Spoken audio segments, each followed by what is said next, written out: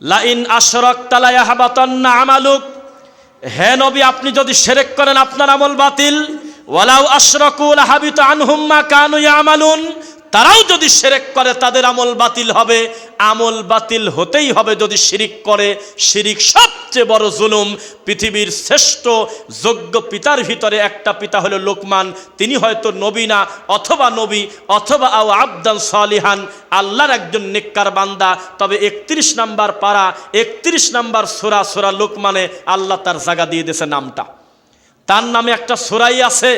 আদর্শ পিতা আর সন্তানের কথা হচ্ছে, প্রথম ডাকটা দিয়েছে ইয়া বুনাইয়া, হে আমার কলিজার টুকরা সন্তান, হে বৎস, হে ছেলে, লা তুশরিক বিল্লাহ, খবরদার আল্লাহর সাথে শিরিক করবে না। ইন্না শিরকা লা যুলমুন আযীম, নিশ্চয় শিরকি হলো পৃথিবীর সবচেয়ে বড় জুলুম। আল্লাহ তোমাকে সৃষ্টি করেছে অথচ তুমি আল্লাহর সাথে শিরিক করলে। শিরিক আছে কিনা সমাজে? তাবিজ কুমার আছে কিনা দেশে? এগুলো কোনো ব্রাহ্মণ দেয় না, দেয় হলো মসজিদের হুজুর। এই জর্দাখোর হুজুর যদি জর্দা ত্যাগ না করে বিড়িখোর সমাজ থেকে উঠবে না।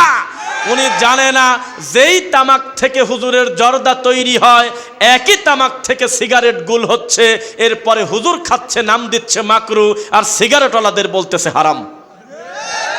বৈষম্য বিরোধী আন্দোলন আবার হতে হবে শিরক বিদআতের বিরুদ্ধে ইনশাআল্লাহ।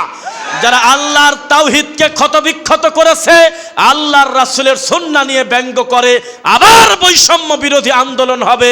তবে লাঠি পিটা করে নয়, আল্লাহর কোরআন এবং নবীর হাদিসের মাধ্যমে ইনশাআল্লাহ। এত বৈষম্য থাকবে কেন? কালা সাদা থেকে উত্তম নয়, সাদা কালো থেকে উত্তম নয়, আরব অনারব থেকে উত্তম নয়, অনারব আরব থেকে উত্তম নয়, কালো সাদা থেকে উত্তম নয়, লম্বা খাটো থেকে উত্তম নয়। ইন্না আকরামাকুম ইনদাল্লাহি আতকাকুম, রবের কাছে সবচেয়ে ভালো সে যার তাকওয়া যত বেশি। বুঝতেছেন নাকি? যার আল্লাহ ভীরুতা যত বেশি সেই মানুষটা ভালো তত বেশি। আমাদের সমাজে এত বৈষম্য কেন? ডাক্তারের ছেলে ডাক্তার হতে চোখ দিয়ে রক্ত উঠে যায়, অধিকাংশ ক্ষেত্রে ডাক্তার হয় না। মাস্টারের ছেলে মাস্টার হয় না, কামলা করে খাচ্ছে। ইঞ্জিনিয়ারের ছেলে গাঁদা খাচ্ছে, আর পীরের ছেলে পীর হয়ে খানকা নিয়ে বসে আছে। মূর্খ মুরিদ এখনো পর্যন্ত বোঝে না। এগুলো ধর্ম নিয়ে মস্কারা করা। একটা প্রাইমারি স্কুলের ৪র্থ শ্রেণীর কর্মকর্তার জন্য লাগে হলো এসএসসি পাস, আর পীরের মূর্খ প্রতিবন্ধী ছেলে খানকা নিয়ে বসে আছে। মানুষ নিজে পায়ে হেঁটে গরু ছাগল দিয়ে টাকা দিয়ে এই লোকটার খানকা ভরে দেয়। এর নাম হলো শিরিক, এর নাম হলো শিরিক, এর নাম হলো শিরিক। কে এর জবাব দিবে? মানুষ শিরিক করতে করতে আজকে কি পর্যায়ে পৌঁছালো? মরা পীরের দোহাই দিয়ে বলে, হে আল্লাহ, এমনি এমনি তুমি আমার মুনাজাত হয়তো শুনবে না, আমার অমক পীর কেবলার ওসিলায় তুমি আমাকে ক্ষমা করে দাও। এই নোংরামি কতদিন চলবে? শিরিক থেকে আমাদের বাঁচতে হবে, বলেন ইনশাআল্লাহ। ইন্নাল্লাহ, নিশ্চয় আল্লাহ, লা ইয়াগফিরু, ক্ষমা করেন না, আই ইউশরাকা বিহি, তার সাথে শরীক করাকে, ওয়া ইয়াগফিরু মা দুনা যালিকা লিমান ইয়াশা, তবে শিরিক ব্যতীত এর থেকে ছোট পাপ যত আছে আল্লাহ যাকে খুশি ক্ষমা করতে পারে। ওমা ইউশরিক বিল্লাহ, কেউ যদি তার রবের সাথে শিরিক করে, ফাকাদ হাররামা আলাইহিল জান্নাহ, তার উপরে জান্নাত হারাম। বলেন নাউযুবিল্লাহ। শোনেন, সময় আসতেছে, এখনই সারেন্ডার করেন। পুলিশ আপনাকে খুঁজে খুঁজে বের করবে সেই চিন্তা বাদ। 2 বছর গাঁজা খেয়েছেন, গাঁজা সাপ্লাই দিয়েছেন, 2 টাকা দামের একটা বাঁশিতে কোনো বাচ্চা ফু দিলে এক দৌড়ে চলে গেছেন খেরের পালার নিচে, এক দৌড়ে চলে গেছেন শাহজাদপুরের নদীতে, আপনাকে সহজে ধরা যায় নাই। 2 বছর পরে যদি পুলিশ একবার ধরতে পারে, আপনার থানায় নেওয়ার পরে কি হবে তা জানি না, তবে ধরার পরে থানায় নেওয়ার আগেই আপনার পায়ের ক্যালসিয়াম ছোটা দেবে। এখনো সুযোগ আছে। বেদাতি হুজুর বেদাত পরিত্যাগ করে বলেন যে, হাত তুলে বলি, আল্লাহ আমাকে তুমি ক্ষমা করো। ওরে আমার কলিজার টুকরা প্রিয় মুসল্লি, ক্ষমা করো। জীবনে কোনোদিন আর মিলাদ পড়ে ধর্ম বিক্রি করে খাবো না। কাল সকালবেলা একটা অটো ভাড়া করে চালাবো। সেই দিন আমরা দেখে যেতে চাই ইনশাআল্লাহ। ও আমার কলিজার টুকরা মুসল্লিরা, জীবন ভর তোমাদের তাবিজ লিখে শিরিক করায়েছি, নিজেও মুশরিক হয়েছি, টাকা কর্ম করে খেয়েছি, তবে আজকে থেকে তাবিজ আমি আর জীবনে দেব না।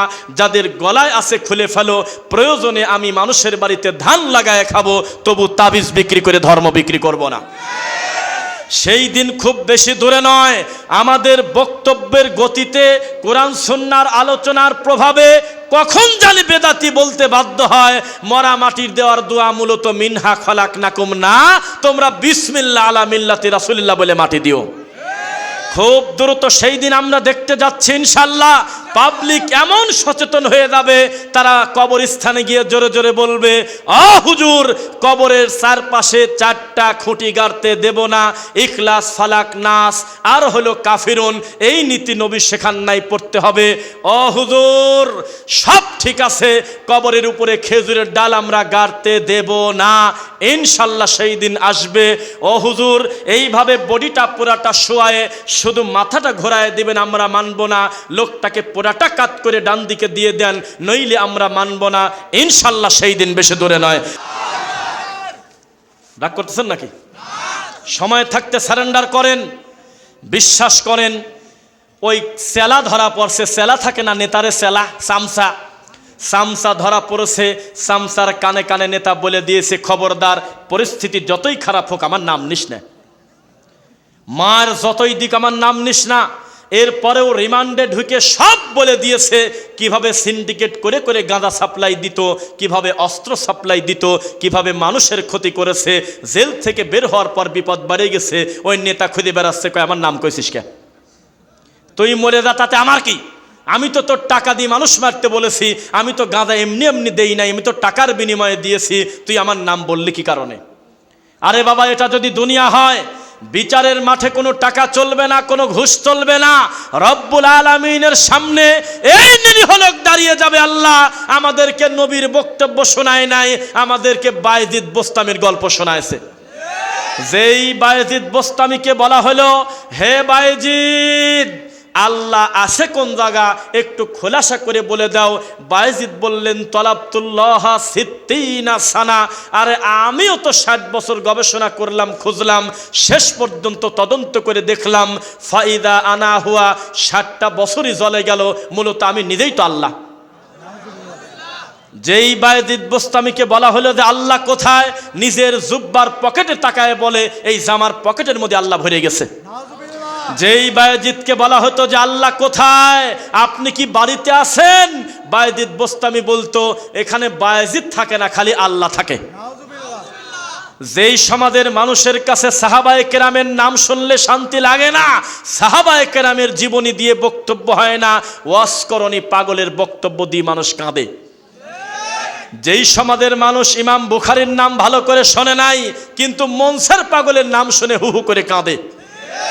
যেই সমাজের মানুষ বিশ্বাস করে তার নবীর কাছে কোনোদিন 1 মিনিটের জন্য গায়েবের খবর ছিল না, ইল্লা আল্লাহ সুবহানাহু ওয়া তাআলা না চাওয়া পর্যন্ত, সেই মানুষগুলো দাবি করে যে ইমাম আবু হানিফা এশা রজু দিয়ে ফজর পড়েছে আর তিনি মানুষের গুনাহ দেখতে পাইতেন। একটা মানুষকে নিয়ে আর কত ব্যঙ্গ করবেন? আল্লাহর কসম, সাইদি রহিমাহুল্লাহ সম্পর্কে আমাদের ধারণা ভালো, তাকে আমরা অন্তর থেকে ভালোবাসি। ওয়াল্লাহি আল্লাহর কসম, যেই ব্যাপারটা আমি শিরিক বলতেছি, এইটাকে শিরিক সাইদি সাহেব প্রায় 40 বছর আগে বলে গেছে। আমি আজকে যেই শবে বরাতকে বিদাত বলতেছি, প্রায় 35 বছর আগে দেলোয়ার হোসেন সাইদি রহিমাহুল্লাহ এটাকে বেদাত বলে গেছে। আর আছে 5 মিনিট, আর আছে 10 মিনিট, আর আছে 15 মিনিট, তাড়াতাড়ি ওঠেন, সাহারি রান্না করেন, সাহারির টাইম হয়ে গেছে, এটা বলা যাবে না। আল্লাহর ঘরে ডাইরেক্ট আল্লাহর নামের ধ্বনি আজান হবে, এই কথা প্রায় 40 বছর আগে সাইদি সাহেব বলে গেছে। এই সমাজের মানুষ কত বড় নিমক হারাম! এই সমাজের মানুষকে গত 35 বছর আগে সিলেটের মাটিতে মাওলানা দেলোয়ার হোসেন সাইদি রহিমাহুল্লাহ বলেছিল, তাবিজ এখনই ছিঁড়ে ফেলেন, বালা এখনই খুলে ফেলেন, খুলে এগুলো বঙ্গোপসাগরে ফেলাই দেন। সাইদি সাহেবকে প্রশ্ন করা হলো, নামাজের পরে একযোগে সম্মিলিত মোনাজাত যেটা আমাদের সমাজে আছে এটা নাকি করা যাবে না, আপনি কি বলেন? তখন তিনি মিষ্টি হেসে সুন্দর করে কাগজের দিকে তাকায় দেখে দিনের বেলা প্রশ্নটা আসছে হলো মহিলা প্যান্ডেল থেকে। যেই মহিলা প্রশ্ন করেছে তার নামটা বলেন, জানেন কেউ? খাদিজা। কে বললো জানো? কে বলছেন? মাশাআল্লাহ, আমার ভাইকে আল্লাহ তুমি দিনের জন্য কবুল করো। ইউটিউবে এখনো বক্তব্য মজুদ আছে।